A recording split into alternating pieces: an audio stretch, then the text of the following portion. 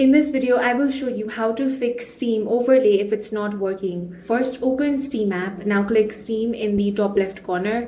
Select Settings and go to In-Game tab. Make sure Enable the Steam overlay while in-game is turned on. Also check the overlay shortcut keys so you know which key combination opens the overlay. If you make any changes, save them and launch your game to see if the overlay is working. If the issue continues, go to your Steam library.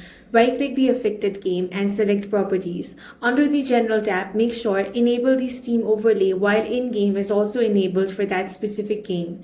Next, completely close Steam. Click the Show Hidden icon arrow in the Windows taskbar. Right-click the Steam icon and choose Exit Steam.